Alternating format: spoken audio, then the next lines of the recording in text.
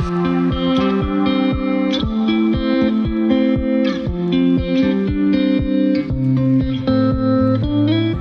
au Salon de l'Agriculture 2022, la plus grande vitrine du savoir-faire agricole français, où nous nous sommes rendus pour découvrir nos stands de Sévrien, encore une fois largement représentés cette année, vous allez le voir.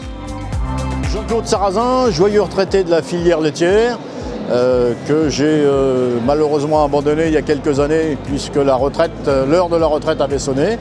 Donc j'ai beaucoup travaillé sur les deux laits qui sont produits dans le département, le lait de vache, et bien sûr particulièrement le lait de chèvre, puisque c'était un petit peu ma passion lors de mes études d'ingénieur agro à Nancy. J'ai été pendant 20 ans président du syndicat de défense du chabichou du Poitou, tout en n'étant pas producteur, mais salarié d'entreprise qui fabriquait du chabichou.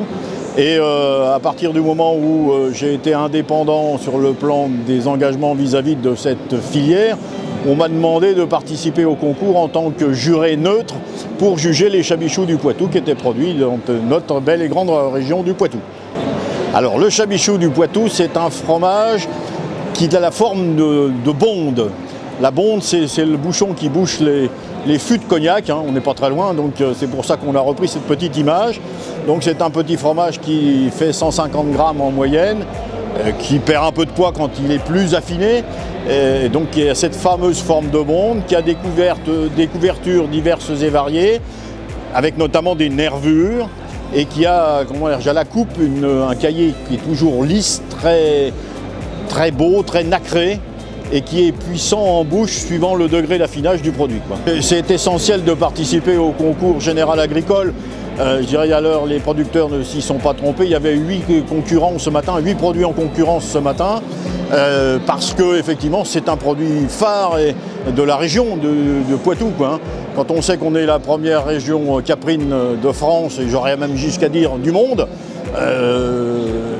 il était essentiel qu'effectivement ce produit typé soit représenté au niveau du concours général agricole, quoi. Ah, je crois qu'on a eu beaucoup de difficultés à départager les vainqueurs, puisqu'on avait droit, nous ayant 8 produits en présentation, on a un maximum de 2 médailles à attribuer.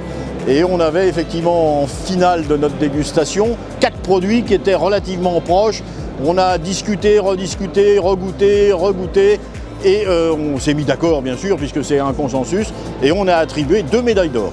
C'est pour vous dire que les produits qui étaient présents étaient effectivement très proches, et on a mis des commentaires très favorables aux 2 produits qu'on n'a pas gardés bien sûr, on n'en avait droit qu'à 2, et on a mis des louanges quand même en termes de commentaires pour que les gens qui n'ont pas eu la médaille ne soient pas trop déçus, quoi.